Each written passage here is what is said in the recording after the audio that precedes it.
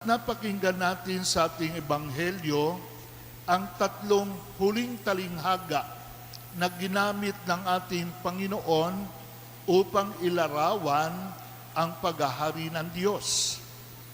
Nauna na po 2 linggo na kalilipas, ang binasa at pinagnilayan natin ay ang talinghaga ng manghahasik.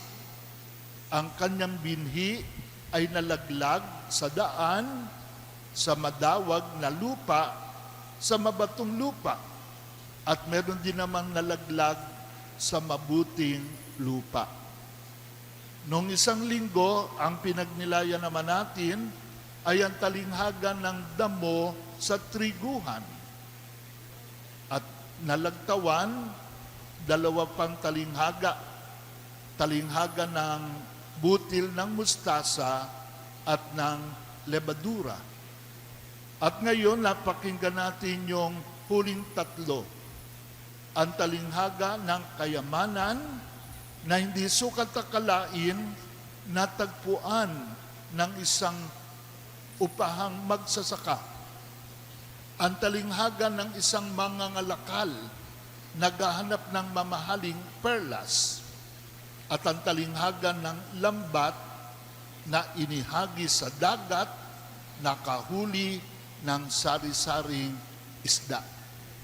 So yan ay mga kwento na hango sa tunay na buhay, ginamit ng Panginoon upang ilarawan at iparating sa atin ang iba't ibang mahalagang sangkap ng paghahari ng Diyos.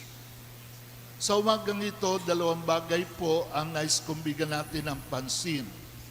Una na rito, ang kayamanan na nasumpungan ng isang upahang magsasaka. Upahang magsasaka. Hindi kanya yung bukid. Kaya't lang kanyang mahukay ang kayamanan, hindi niya maritong angkinin. Lalabas na siya'y magnanakaw. Siguro naman natatakot siyang sabihin doon sa may-ari, baka bigyan siya ng balato, konti lang. Kaya't ibinaon niya muli ang kayamanan, ipinagbili lahat ng ari-arian, binili ang bukid, nang sa gayon, magkaroon siya ng karapatan dun sa kayamanan. So ganyan daw ang paghahari ng Diyos. Dumarating nang hindi nating sukat akalain. O katulad daw ng mangangalakal, siya naman sadyang naghahanap hanggang sa makatagpo ng nilulunggati ng kanyang puso. So ano ang mahalagang ipinahiwatig sa atin? Ang bawat isa sa atin merong pinapahalagahan na tulad ng kayamanan sa kanyang buhay.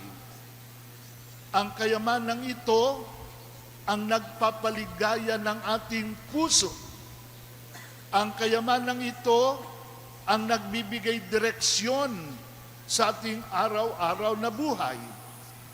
Ang kayamanang ito, pinapangalagaan nating mabuti, iniingatan upang huwag mawala. At bawat isa sa atin, may mga itinuturing na kayamanan.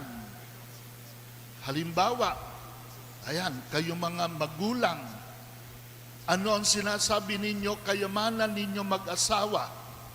Di ba ang inyong mga anak? Yan ang kayamanan ng mag-asawa. Yan ang kaligayahan ng kanilang puso at buhay. Ang mga anak ang nagbibigay direksyon sa buhay ng mag-asawa. Kaya nga kapag dumating ng mga anak, ang mga magulang doble ang kayod sapagkat ang iniisip agad ang kinabukasan ng kanilang mga anak. At ang mga magulang pinangangalagang mabuti ang kayamanang ito hanggang sa kanilang pagtanda. So yan ang kayamanan ng mga magulang. Yung iba naman po, ang kayamanan, yung salapi, mga mamahaling metal o gems. Yan ang kanilang kayamanan. Yan ang kaligayahan ng kanilang puso. Yan ang nagbibigay direksyon ng kanilang buhay. Kaya nga dahil sa kanilang labis na pagpapalaga sa kayamanang ito, hindi na sila nagiging mapili sa pamamaraan. Ginagamit ang kanilang kapwa para magkamal ng salapi. Yan ang nagbibigay direksyon sa kanilang buhay. At ingat na ingat sila, huwag mawawala ang kayamanang ito. Kaya nga ang Panginoon ay nagpauna na ng babala. Sinabi niya sa kanyang pangangaral, mag-impok kayo, hindi ng kayamanang sinisira ng tanga at ng kalawang at kinukuha na magnanakaw. Ang inyong ipunin ay yung kayamanan, matatagpuan sa trono ng Diyos. Kaya nga't ang kayamanan ng lupa, kadalasan ay nagiging kaagaw sa puso ng tao. Meron naman po, ang kanilang kayamanan ay kapangyarihan, lalo na ang mga abusadong politiko. Ang kapangyarihan nagpapaligaya sa kanila. Yan ang nagbibigay direksyon sa kanilang buhay. At tinitiyak nila, hindi maaagaw sa kanila ang kapangyarihang ito. Gagawa sila ng mga pamamaraan, manatili lamang sila sa posisyon. At marami pa.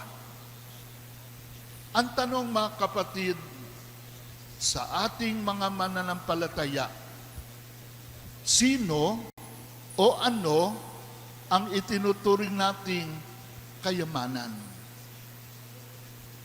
Kagabi po, nang ito'y pinag-aaralan, naalala ko yung isang awit natin sa misa. At napakasimple ng lyrics ng awit na yon. Ikaw ang aking tanging yaman na di lubusang masumpungan, ang nilikha mong kariktan, sulyap ng iyong kagandahan. Yan ang totoong kayamanan natin. Si Jesus. Ang kagandahang ating nakikita ay sulyap lamang ng kanyang kariktan. Pero kayamanan na di lubusang nasusumpungan. Yan ang kayamanan ng mananampalataya. Si Jesus ang kaligayahan ng ating puso. Mawala na ang mga minamahal natin sa buhay.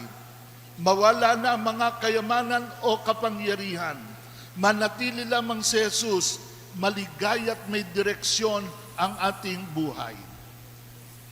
Ang pagmamahal natin sa Kanya, sa Kanyang utos at aral, ang siyang direksyon ng ating paglalakbay sa buhay na ito. At tinitiyak natin na ang kayamanang ito, ang relasyon natin ito kay Jesus, huwag mawawala. Pinangangalagaan natin. At ito nga pong pagsisimba at pagdarasal natin sa bahay, ay isang pamamaraan na ating pinakaiingatan at pinatitibay ang pananampalataya, ang relasyon natin sa ating tanging yaman. Kung kayo po'y mapupunta sa Roma, doon ay merong isang matandang simbahan na doon sa isang dingding sa marmol may nakaukit na larawan. Isang babaeng nakahandusay, may gilit sa leeg, namatay na martir. Sino yon? Si Santa Cecilia. Sa unang tingin, sa pagkakahandusay, para bagang siya isa lamang biktima ng extrajudicial killing. Pero kung inyong bubusisin mabuti ang pagkakalilok ng larawan, mapapansin ninyo yung kanyang mga kamay.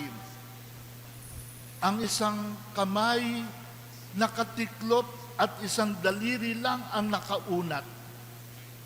Pero sa kabilang kamay, habang ito'y nakatiklop, may 3 daliri na nakausli. At anong tingin ng mga dalubhasa? Hanggang sa huling sandali, ipinapahayag ni Santa Cecilia ang kanyang pananampalataya. Pananampalataya sa isang Diyos. At sa Diyos na ito, mayroong 3 persona.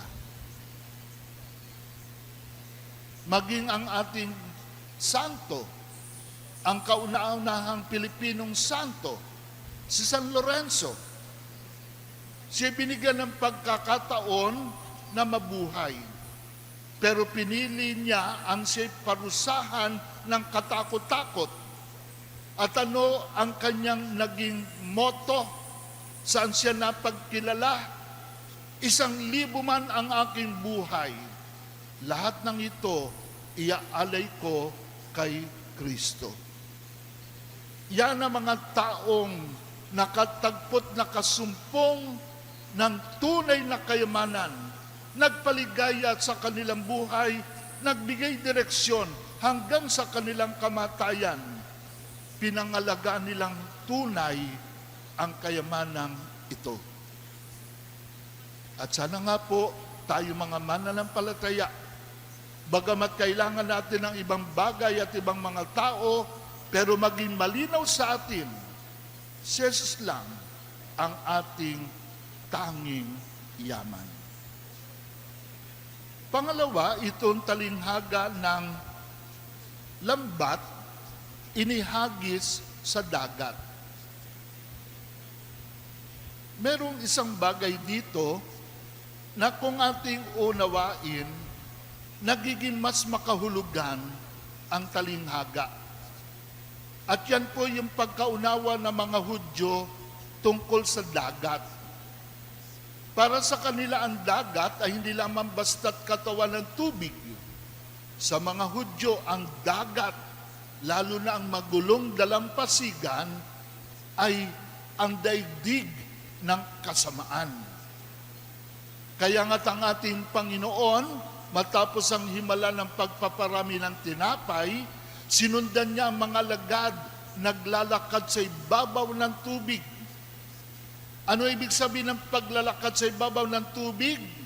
Tinakpakan niya ang daigdig ng kasamaan. Pinakikilala siya, the stronger one. Tinakpakan, ibig sabihin, pananaig.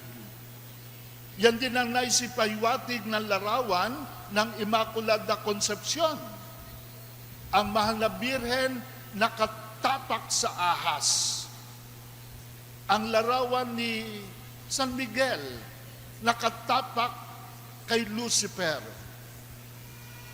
Yan ang dagat, ang daigdig ng kasamaan. Kaya nga't nang tawagin ni Jesus sa mga unang alagad, ay sinabi sa kanila, sumunod kayo sa akin at kayo ay gagawin kong mamamalakaya ng tao. Na kung paanong ang isda hinahango sa dagat, ang mga apostol ay katuwang ng Panginoon para hanguin ang tao mula sa lusak ng kasamaan. Kaya nga't nang sabihin dito ni Jesus, ang paghahari ng Diyos ay katulad ng lambat na inihagi sa dagat, nakahuli ng sari-saring isda. Ang lambat ay hindi naging mapili kung alin ang huhulihin. Lahat ay kanyang hinuli. Yan ay para ipabatid sa atin ang pagliligtas ng ating Panginoon. Iniligtas ang lahat ng tao. Walang ipinwera, lahat tayo nagtatamasa ng biyaya ng kaligtasan. Yan ang unang detalye. Tayo ay naligtas, tayo nahango mula sa daigdig ng kasalanan. Ang pangalawang detalye ay yung tinatawag naman po ng mga dalubhasa, the time in between. Yung panahon sa pagitan. Mula sa panahon na ang lambat ay nakahuli hanggang dun sa ito'y makarating ng pangpang. Katulad din yan nung ebanghelyo natin nung linggo, nang matuklasan na may mga damo sa triguhan, ano sinabi ng may-ari? Hayaan ninyo sila kapwa lumago. Pinabayaan lumago ang damo at ang trigo magkasama. Bakit? Kasi po, ang dalawa'y may misyon sa isa't isa. Ang damo, simbolo ng mga makasalanan, at ang trigo sa mga anak ng Diyos. May misyon ang mga anak ng Diyos. Ang kanilang pagpapakabanal ay halimbawa't panawagan sa mga naliligaw ng landas para sila'y magbago at nang sa gayo'y maligtas. At gayon din naman, ang mga itinuturing na makasalanan, may nagagawang mabuti sa mga nagpapabanal. Silang umuusig, silang nagbibigay problema. At ito'y nakatutulong sa ating pagpapakabanal. Hindi ba't ang tapang ng sundalo nakikilala sa panahon ng digmaan? Kaya nga sa mga pag-uusig na nanggagaling sa mga ito, ang mga nagpapakabanal na susukat ang kanilang tatag at kung saan pa sila nagkukulang. Kaya nga sadyang ipinahintulot, hayaan ninyo ang dalawa'y kapwa lumago. Kailan? Sa panahon ng pagitan. The time in between. Yan ang panahon ng Santa Iglesia. Mula nang si Jesus ay umakyat sa langit at isinugo ang mga alagad. Yan ang time in between hanggang sa kanyang muling pagbabalik. Kaya ito'y panahon para sa mga nagpapakabanal maging saksi. Panahon sa mga naliligaw ng landas upang sa gayon samantalahin ang pasensya ng Diyos. Sila rin ay iniligtas. Sila rin ay nalambat. Kaya't bago dumating ang pangpang, samantalahin nila ang pagliligtas. Magbago sila bago sila tuluyang itapon sapagkat sila'y walang kwenta. Yan ang ikalawa. Nasilo ang lahat. Lahat tayo nagtatamasan ng kaligtasan ni Jesus. Pero ito'y dapat magbunga. Magbunga sa mga mabubuti at nagpapabanal upang lalo maging matatag. Pagkakataon para sa mga naliligaw at makasalanan para tayo ay magbagong buhay. Kaya nga't ang panahong ito, ang panahon ng Santa Iglesia, dapat magkaroon tayo ng tamang pananaw sa simbahan. Ang simbahan ay hindi museum ng mga santo. Ang simbahan ay isang malaking hospital na dito ang mga may sakit ay nagpapagaling. Dito nagpapalakas ang bawat pasyente. Wala pa sa ating banal, lahat tayo may sakit. At samantalahin natin yung time in between bago dumating tayo sa pangpang na kung kailan magaganap ang paghihiwalay. Yan ang dalawang talinghaga. Sana'y maging malinaw sa atin kung sino ang ating tunay na kayamanan. Sana tayo nagtatamasan na ng biyaya ng katubusan, samantalahin ang pagkakataon para lalo maging matibay ang pagkakakapit natin sa Panginoon, o kung tayo man ay naliligaw, magbagong buhay.